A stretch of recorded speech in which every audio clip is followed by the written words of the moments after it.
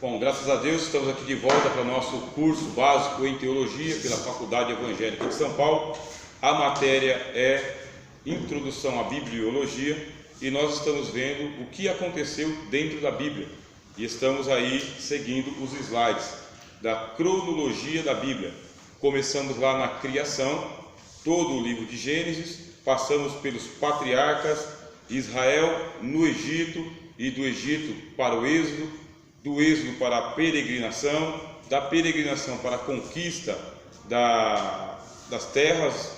Aí nós começamos a falar sobre o Reino Unido e os irmãos viram que nós falamos bastante sobre Saul, sobre Davi, e faltou falar um pouco sobre Salomão, porque Salomão ele que consolida o Reino Unido. Você vai ler as histórias de Salomão no primeiro livro das Crônicas. Primeiro livro das Crônicas, e também você vai pegar ele ali no livro dos Reis. Livro dos Reis e o livro das Crônicas. Fala um pouco do Salomão. Agora, existe um Salomão, que ele é um Salomão idealizado. O que é um Salomão idealizado? É aquele que a gente quer que ele seja daquele jeito. Existe um Salomão que ele é o Salomão histórico. Esse Salomão histórico, ele está dentro das páginas do Antigo Testamento, e ele vai aparecer para nós como sendo um homem extremamente estratégico.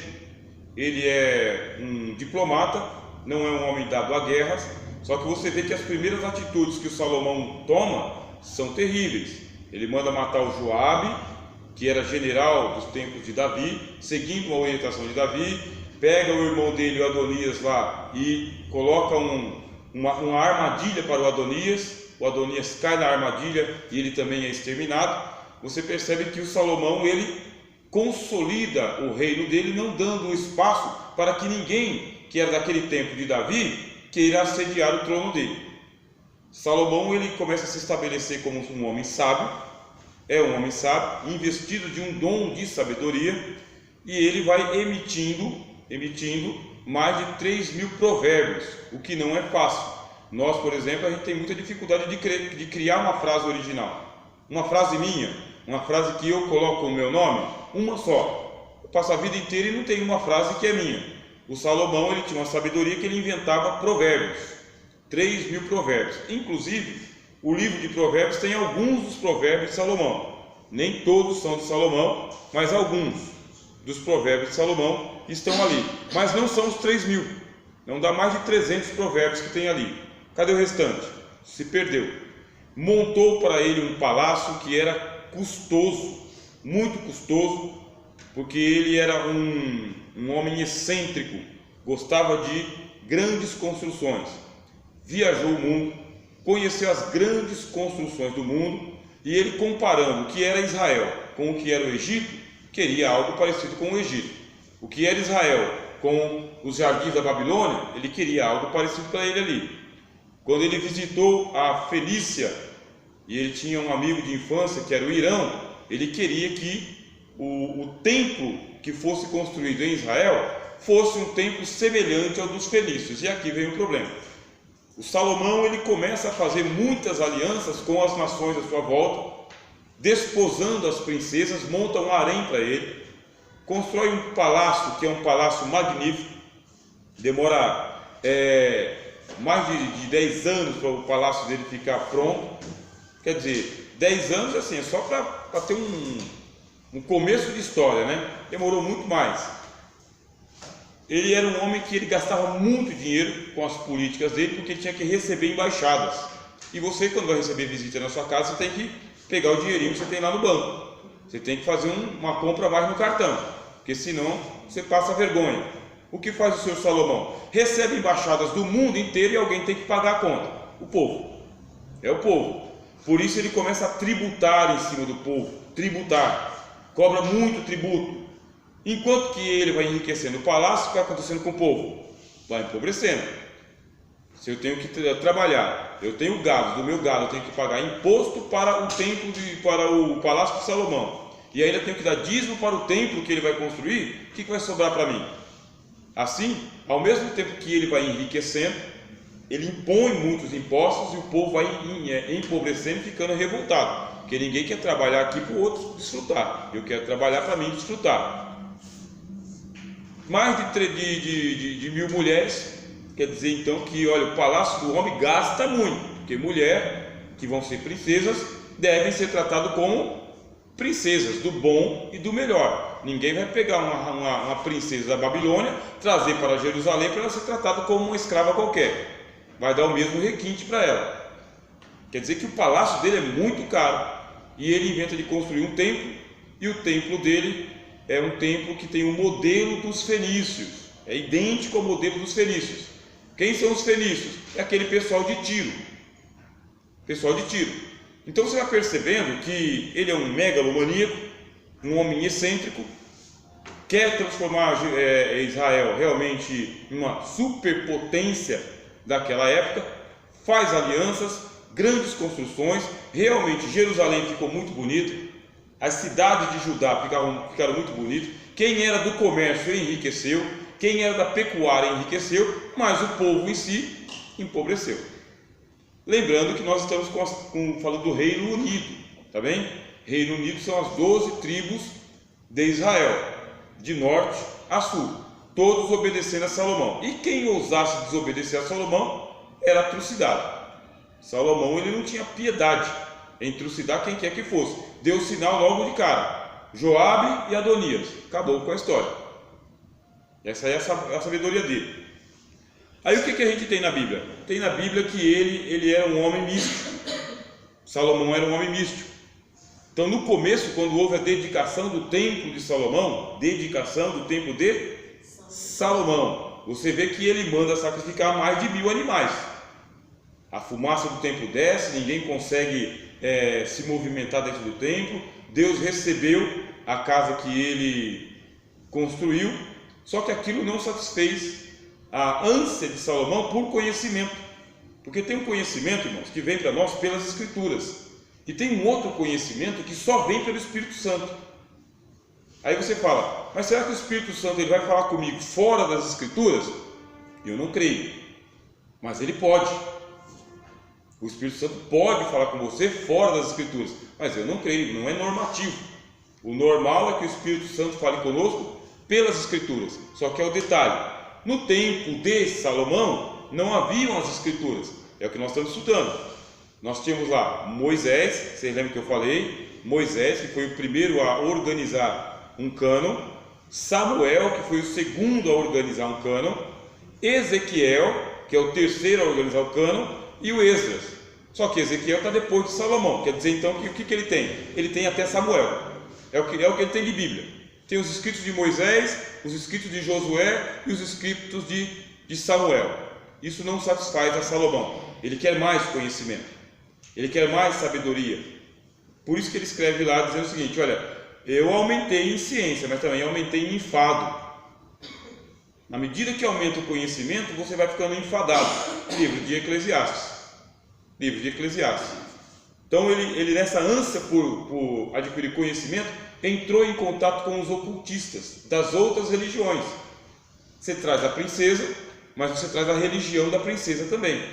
E precisa construir templos ou altares para essas princesas, para que elas adorem no templo de Jeová, mas também adorem nos seus outros templos. É uma política. Só vou entregar a minha filha para casar com você se você levar os nossos deuses. É vantajoso? É. Economicamente? Sim. Politicamente? Sim. Militarmente? Sim. Então ele fez as alianças. Com essas alianças, a Bíblia diz que as mulheres corromperam o coração de Salomão, corromperam a sua sabedoria, porque trouxeram também os seus deuses. Inclusive, algo que você não vai encontrar na Bíblia, aliás, você encontra na Bíblia no livro de Atos. O que acontece? Havia um símbolo muito poderoso que era utilizado no templo de Moloque. Que símbolo poderoso que era esse? É chamado de a estrela de Renfã. É assim que diz o livro de Atos. A estrela de Renfã. O que é a estrela de Renfã? É o hexagrama que hoje está na bandeira de Israel. Tá bem? Hexagrama, aquele triângulo para cima e o triângulo para baixo. Aquele é um hexagrama. Hexagrama significa 6 linhas ou 6 pontas. Esse hexagrama ele é utilizado em todas as religiões ocultistas do mundo, na Índia, no Egito, na China, todas as religiões ocultistas do mundo, do Oriente Antigo, aqui no Brasil, entre os maias, entre os incas, entre os astecas. Então você pega lá a estrela de Renfã. O que é a estrela de Renfã? É o hexagrama, a estrela de 6 pontas. Essa estrela de 6 pontas, ela veio parar no templo de Salomão. Por quê? Salomão ele usava um chamado escudo de Salomão. O que é o escudo de Salomão? É um anel. Esse anel ele era consagrado porque através da estrela de Renfã consegue-se dominar o demônio. Quem tem o poder, aí no caso são os mágicos, os bruxos, os encantadores, os feiticeiros, toda essa turma do ocultismo. Pode perceber que eles usam isso aí à vontade. Qualquer terreiro que você for, tem. Na entrada, no meio, na porta, que é o que a gente chama de estrela de Davi. Que não é a estrela de Davi. Não é. Chamar de estrela de Davi é um equívoco. Tá bem? Davi não utilizava. Quem utilizava? Salomão. Então Salomão utilizava a estrela de Renfã, que é o hexagrama, como um símbolo, ou melhor, como um selo, e este selo era para invocar demônios ou para prender demônios. Essa é a finalidade. E todo judeu sabe disso, tá bem? Todo judeu sabe disso. E é por isso que está na bandeira de Israel. Agora nós cristãos pegamos esses símbolos e trazemos para o nosso dia a dia, sem saber a sua origem. E tem até uma veneração para isso aí. Bom, com todo o envolvimento que Salomão teve com o ocultismo, ele se tornou um bruxo. Um bruxo, um mago, um mágico, um encantador. Ele corrompeu a sabedoria que ele tinha com a busca de um conhecimento a mais. Bom, para nós é o seguinte: você tem a Bíblia, começa pela Bíblia e fica na Bíblia, de Gênesis a Apocalipse. Depois que você tiver toda a tarimba de dizer o seguinte: esse livro aqui está na minha mão, eu conheço ele inteiro, por inteiro, está na minha cabeça, no meu coração, está de cor e salteado. Depois que você dominar esse livro, vai buscar um conhecimento a mais. O que eu estou falando para vocês aqui é o que foi falado por Martinho Lutero. Lutero, por exemplo, ele falava o seguinte: existe o Deus que se revela e tem o Deus que se esconde. O Deus que se revela está nas Escrituras. O que se esconde está fora das Escrituras. E se ele já se esconde, quando você for procurá-lo, você não vai encontrá-lo. Não adianta procurar Deus que se esconde, porque se ele está se escondendo de você, ele não quer ser encontrado. E como ele não quer ser encontrado, mas você quer encontrar ele, sabe quem vai se apresentar para você? O demônio. E vai te enganar. Vai te colocar um conhecimento ocultista, esotérico. O que é o conhecimento esotérico? É esse que a gente utiliza os amuletos, sabe? Água, varinha, rosa, sal e tudo quanto é objeto. Conhecimento esotérico. Número 7, número 21, número 13, número 6, conhecimento esotérico. Cor amarela, cor preta, cor branca, conhecimento esotérico. Você quer conhecer Deus? Bíblia. Depois que você conhecer toda a Bíblia, se der tempo de você continuar vivendo, aí você vai conhecer o Deus que se esconde. Porque nesse afã é que tem surgido muitas e muitas loucuras no meio do povo. Bom, Salomão empobreceu o povo, encareceu a vida das pessoas, o palácio ficou perdulário demais, gastava muito dinheiro, mas aí ele morreu. Quando ele morreu, filho dele assume. Aí você vê lá Roboão, Judá, tá vendo? Reino do Sul. Roboão teve a oportunidade de amenizar a situação. Uma comitiva de pessoas chegou e pediu para ele tirar os impostos, dar um tempo, sabe? Abaixar as despesas. Ele não ia ter mais aquele harém de Salomão lá com 1000 mulheres, ele não ia ter aquelas embaixadas, ele ia manter o reino dele bonito, desde que ele abrisse mão dos impostos que eram muito caros. Se aconselhou com os anciãos, se aconselhou com a molecada, e aí seguiu o conselho da molecada, dizendo que o dedo dele, mindinho, era mais grosso do que o lombo de Salomão. Então que o povo se preparasse, que o negócio ia ficar pior. Havia um general, e esse general chamado Jeroboão, ele levantou um exército, cercou o palácio e declarou guerra. Pronto, dividiu o reino. Nessa divisão do reino, que ia haver uma carnificina, aí um profeta pega e se levanta e fala: não, não precisa ter guerra, isso vem do Senhor. Deus falou nos dias de Salomão que por causa da idolatria dele, do abandono da fé, ele ia perder o reino dele, e só não perderia tudo por causa de Davi. Deus ia poupar o trono de Davi, deixando para ele só a casa de Davi, que é a tribo de Judá. E aconteceu, 10 tribos seguiram Jeroboão, a tribo de Judá ficou com Roboão, e como o povo de Benjamim também morava próximo de Jerusalém, nas terras próximas de Judá, Benjamim tinha terra em cima e tinha terra embaixo, então metade da tribo de Benjamim ficou também com o reino do sul. Você pega um mapa, aí você vai dividir aqui, ó, reino do norte, reino do sul. Reino do sul, Judá e metade de Benjamim. Reino do norte, as 10 tribos e meia. Pronto, o reino está dividido.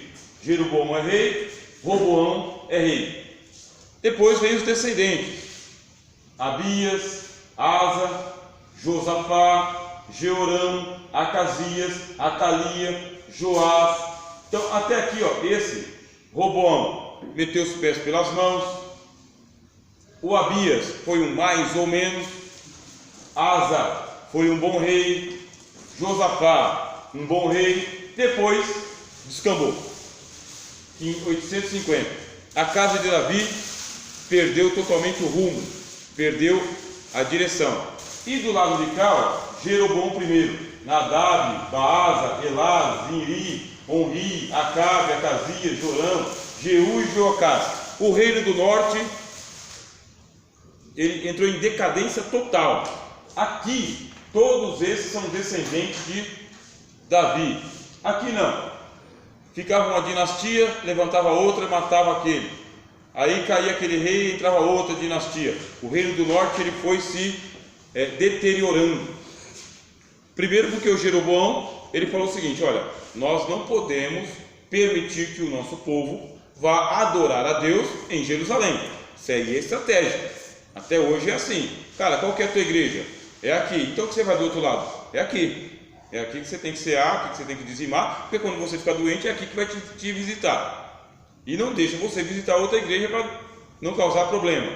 Mesmo pensamento de Jeroboão: não vamos deixar que o nosso povo das tribos do norte vão adorar em Jerusalém. Por isso construiu um templo lá em Samaria, um altar, começando com um altar gigantesco. Esse altar ele era dedicado aos deuses dos céus, e o templo também. É para lá que o pessoal ia. É desse templo aí que a samaritana conversa com Jesus. É aqui ou é lá? Porque os templos eles são vários. E se diz que o altar de Jeroboão ele era extraordinário. Era algo de tirar o fôlego. O culto era muito bom. Um culto muito avivado. Muito avivado. Com o problema de que os sacerdotes ordenados estavam em Jerusalém. O que teve que fazer o Jeroboão? Ordenar os seus próprios sacerdotes, pegar os seus levitas, todos os seus sacerdotes e entregar o culto para eles.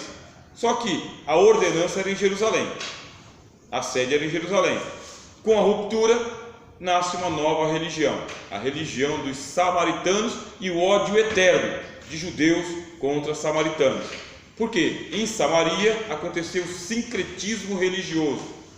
O que é sincretismo religioso? É a minha religião, mais a sua, mais a do outro. Cada um aqui faz do seu jeito, mas está tudo certo no final. Isso é sincretismo religioso. Você traz uma vela, o outro traz um patuá, o outro traz um amuleto, entendeu? E a gente ajunta aqui no mesmo altar e adora todo mundo, fica todo mundo feliz e contente. Sincretismo religioso é o que tinha lá nas 10 tribos do norte. Deus começa a levantar profetas, tá? Aqui você tem o profeta Elias, profeta Eliseu. Esse profeta Elias e o profeta Eliseu, eles profetizam contra quais reis? Reis do norte. Tá vendo? Elias e Eliseu, rei do norte. E o Joel? O Joel vem para cá, reino do sul. Então, você vê a linha divisória aqui, ó. Deus levanta o Isaías para profetizar nos dias de Uzias, tá vendo? Uzias, Amazias. Olha o Isaías, ele profetiza para o sul. Jonas, Amós e Oséias profetizam para o norte. Miqueias e Joel para o sul. Aí você tem aqui os reis: Zacarias, Salum, Manaém, Pecaías, Peca, Oséias e a queda de Samaria. O que acontece? Deus para de falar.